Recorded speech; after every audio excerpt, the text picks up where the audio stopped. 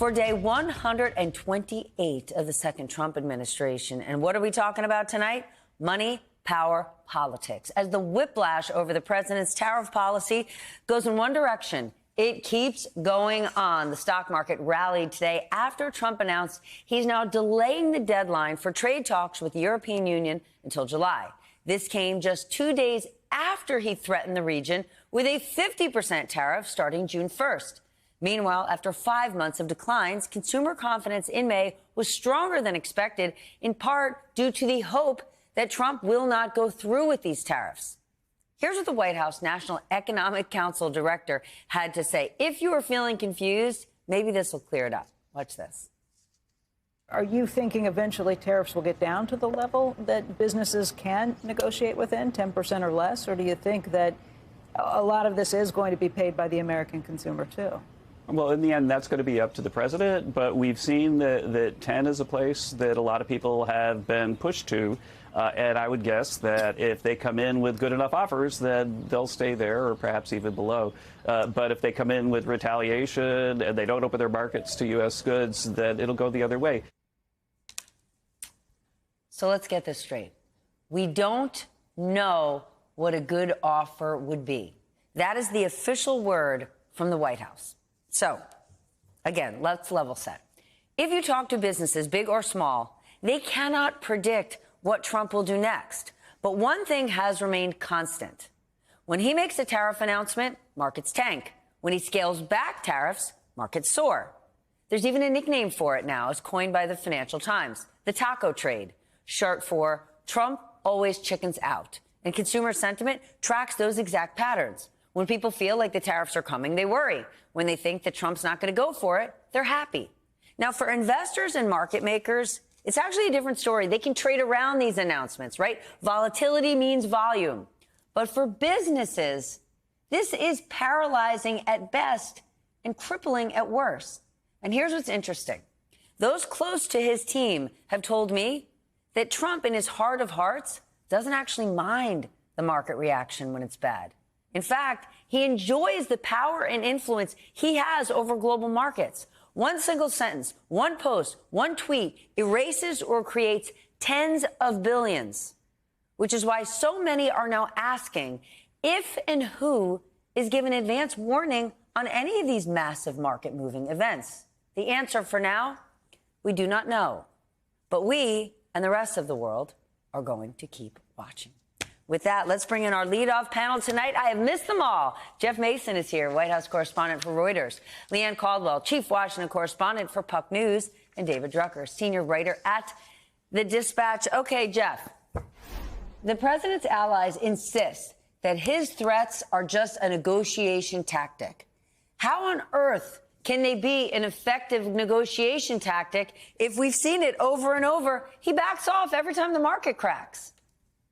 Well, then he goes back again. I mean, that's what he did with the EU last week, right? I mean, he made the threat about the European Union. But I think to your broader point, Steph, people are watching closely how he operates and are drawing lessons from that. And that's exactly why the president of the European Commission, President von der Leyen, called him on Sunday and said, hey, we need some more time to have a good deal.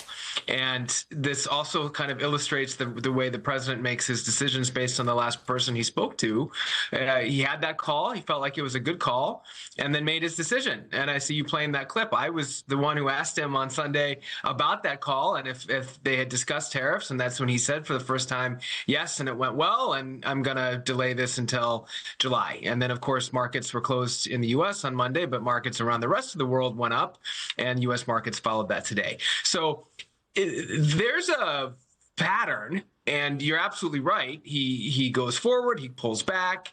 I don't think he's any less happy with the EU, or more happy, I should say, with the EU right now than he was when he made that threat on Friday. But he did like the fact that they came to him and no doubt said nice things. And that has an impact on his thinking and on his decision making as well.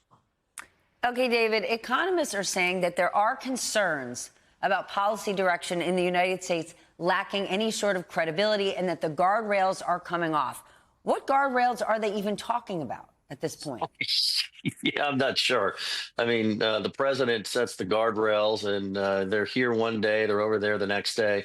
You know, the thing about this, and you were getting to this, is markets seem to be able to work around this, right? They go down if Trump says something they don't like, and they shoot back up, and everything looks fine. And I think the president enjoys markets going up, even though he was the one that sent them down, because then he could take credit for them going up. But if you talk to businesses, and look, I've interviewed domestic manufacturers and businesses, and even though the president isn't suffering politically all that much right now, these businesses are suffering. They've had to scale back growth plans. Their profit margins are down for the year.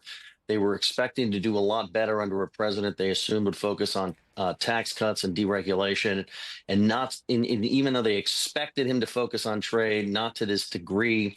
And as long as this continues, things are going to be very tough for them, in particular because for a lot of the manufacturers that bring in goods from Europe, they placed a lot of these orders before the tariffs war went into effect. They've had to eat a lot of the costs. And so there are some real world consequences here. And I think the question is the U.S. economy going to end up somewhere different at the end of all of this, if we ever get to the end, than it was in the very beginning? In other words, will things be better, or will they be the same? Never mind, will they be worse? And we don't have the answer to that question yet. Well, let's talk a little bit more about manufacturing, because the president himself said that the goal is reshoring manufacturing in the United States. And I want to share a bit of what he said over the weekend. We're not looking to make sneakers and T-shirts. We want to make military equipment. We want to make big things. We want to do the AI thing with the computers and the many elements. But the textile, you know, I'm not looking to make T-shirts, to be honest. I'm not looking to make socks. We can do that very well at other locations. We are looking to do chips and computers and lots of other things. And tanks and chips, meaning ships. Yeah, chips. That's why they had the CHIPS Act. Like, let's just level set here. We already do make military equipment. We do the AI thing with computers. If Donald Trump, Jeff, doesn't want us to make textiles, doesn't want us to make sneakers or socks or T-shirts, why isn't he using targeted tariffs? Because right now, if you talk to any big clothing brand, they're struggling, they're strapped. They're saying, we don't actually make sneakers here. So what he's saying has no reflection on what he's doing. I don't know the answer to your question in terms of the why behind this, but I think the impact that you're referring to is right. I also think, having spoken to others about this, that there are some people who feel that his tariffs and this sort of concentration on bringing manufacturing back to the United States is not putting the focus where it needs to be, which is on AI. Now, he did mention AI in that list of things that he wants the United States to do, but that is a huge part of the global economy and the U.S. economy going forward, and it's something that certainly AI proponents would like to see the United States be a leader on. And if you've got the head of the U.S. government focusing more on bringing back manufacturing jobs, then that could lead to at least a distraction from the jobs of the future.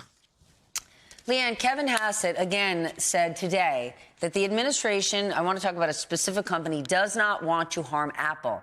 But the president said on social media that Apple specifically will have to pay a 25% tariffs for iPhones that aren't made in the United States.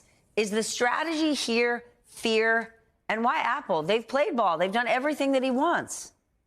Yeah, strategy, Steph, I can't speak to the strategy, because what it seems like is Donald Trump, who we all know has been a big believer in tariffs for a very, very long time. But it's almost like he's getting a real life lesson from perhaps Treasury Secretary Bessent in real time on what the actual impacts of these tariffs are.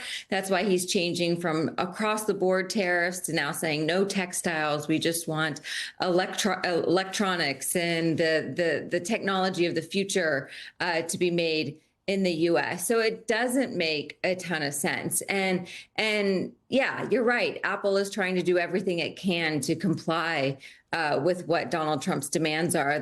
Tim Cook has said he has moved some of the production, was going to move some of it to India to get out away from China, but that wasn't enough. And so it's mystifying. People don't really have a real explanation for it, and it's really inconsistent from where he started to where he is now.